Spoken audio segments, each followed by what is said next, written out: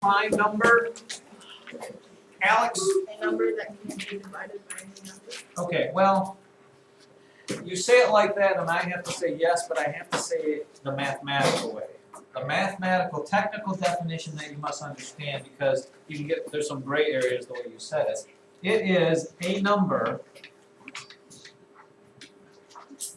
that has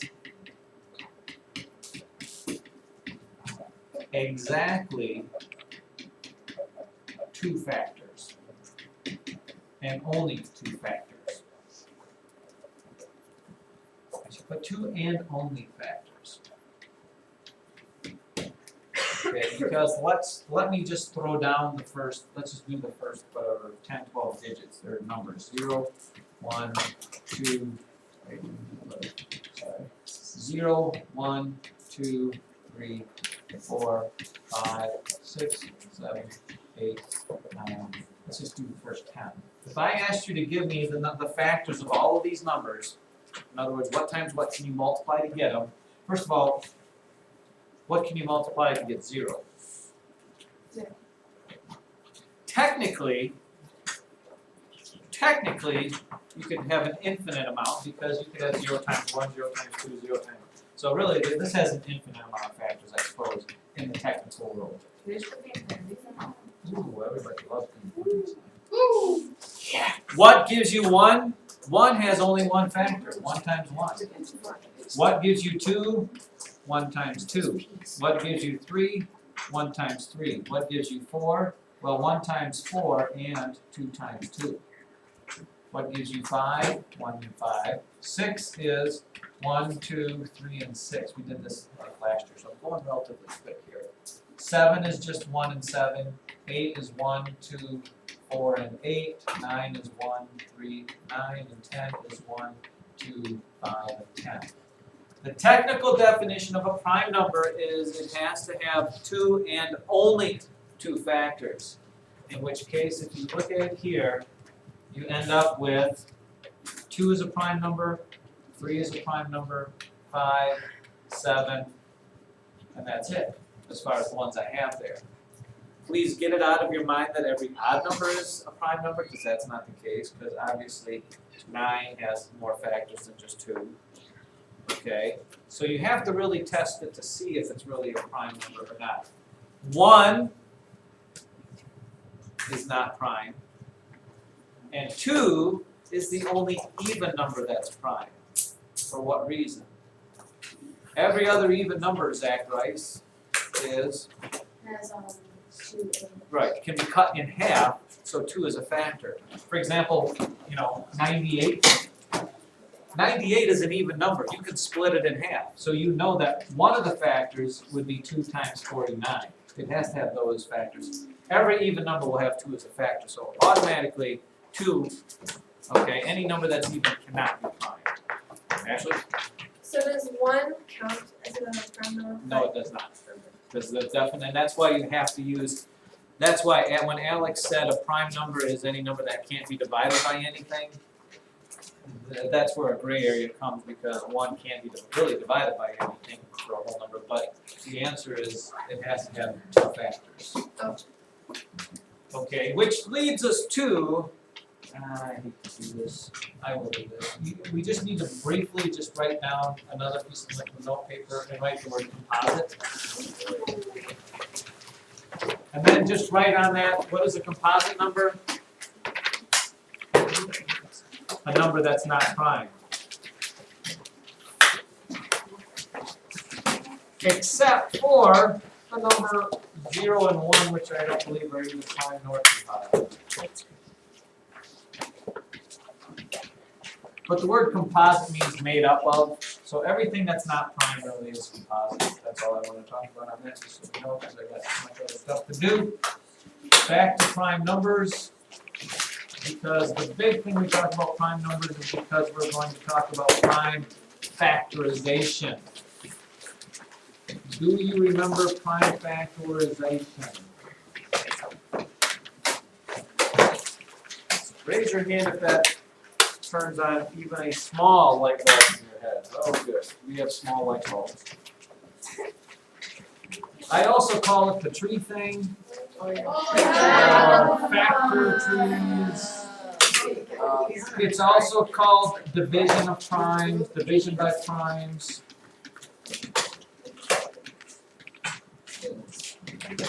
What you are attempting to do with prime factorization is to break down a number, B-R-E-A-K, break down a number so that it is all prime numbers multiplied together.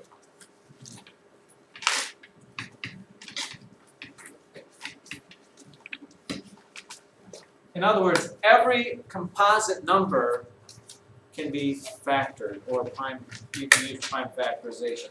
Let's just start with an easy one. 6. 6 is a composite number. You can factor 6 down into what two prime numbers times themselves? 2 times 3. 2 times 3 is the prime factorization of 6. Because both of these are prime numbers, you multiply them together, you get the number 6. We've done this before. Kind of how. We haven't got to the hard stuff yet. Oh, I was gonna say. What you're saying? I was gonna ask if we were supposed to do a little carrot thing near 2 and Underneath these? 3. Yeah, it's like 2 times 1. Yeah, but again, you kind of, this is what you'd end up doing. Oh, 2 times 1. Oh, 2 times 1. Oh, 2 times. You're going to go on forever. Why? Because 1 isn't a prime number. You don't break it down into ones because 1 times anything. Once you get to the prime numbers, you can stop.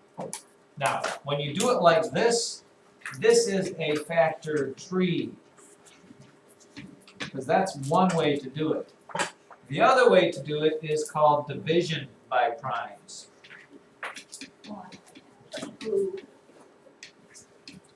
And what that is this. You start with the number and then you divide it by any prime number. For example, 2 is a prime number, so I'm going to divide this by 2. 6 divided by 2 is 3.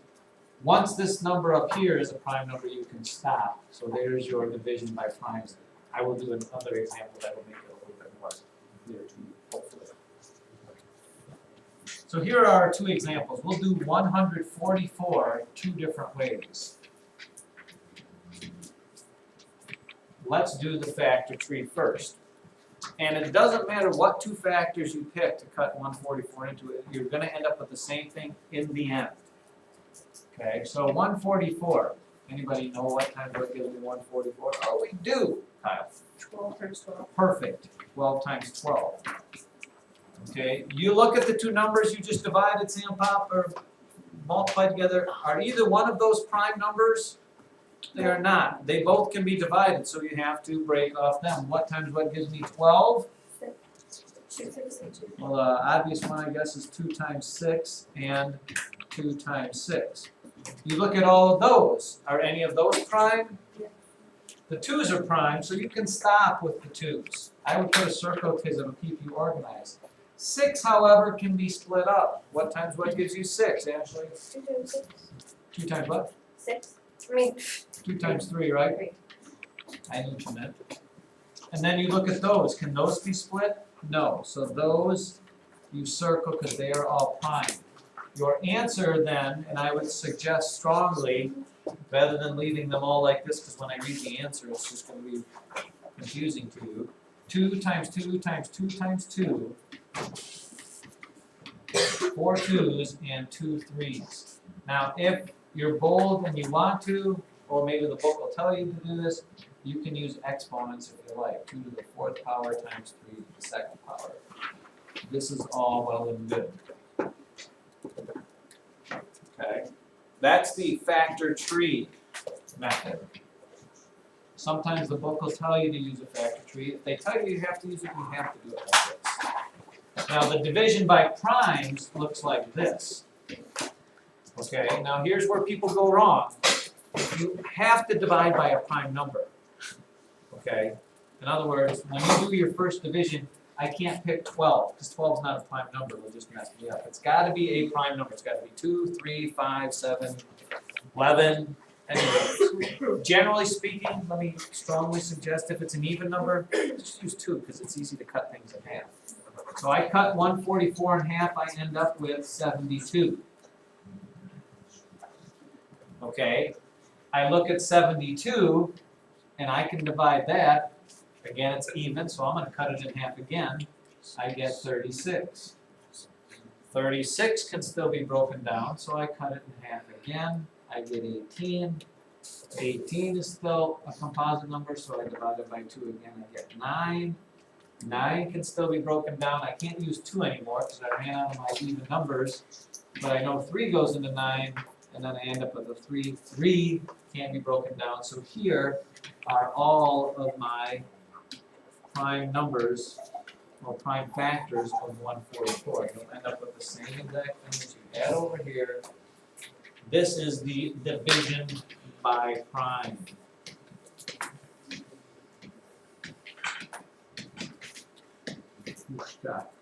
And I don't remember, did we do that last year or not? I don't remember. Yeah, we did the tree. Yeah, we did. Yeah, that's in We did who?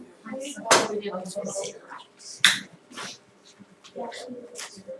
Which lends it to one other quick fact before we forge ahead. In order to do some of this, you must understand some of the rules of divisibility. First of all, I talked about it. You know 2 goes into any even number. That's its rule of divisibility. The number 3, because that's where sometimes people mess up. How do you know if 3 goes into a number? For example, if I have 7,531, and I want to know if 3 goes into that. By the way, 3 goes into a lot of numbers, because every third number 3 will go into. 3, 6, 9, 12, 15, 18, 21, 24, 27. Okay, how do I know a quick way, rather than dividing it by 3, a quick way to tell if 3 goes into it? Ava? If 3 goes into the last 2 numbers. That's 4. But that's a good call. Josh? Add all of them up and see if 3 goes into it. Exactly. It's called the sum of the digits rule. And this only works for 3 and 9. So don't think this works for 7 or whatever. Like Josh said, you take each digit, 7 plus 5 plus 3 plus 1, add those together, 12 and 3 is 15 plus 1 is 16. If 3 goes into 16, then 3 will go into that number. And since 3 doesn't go into 16, 3 doesn't go into that number. So it will go in evenly? Yes, it will go in. For example, this, Ashley, 111. Sum of the digits is 1 plus 1 plus 1 is 3. I can guarantee you when I take 3 into 111, I will get a number that will go evenly. Sum of the digits. It works for 9 too, but you don't want to use 9 because 9 is not a prime number for the most part.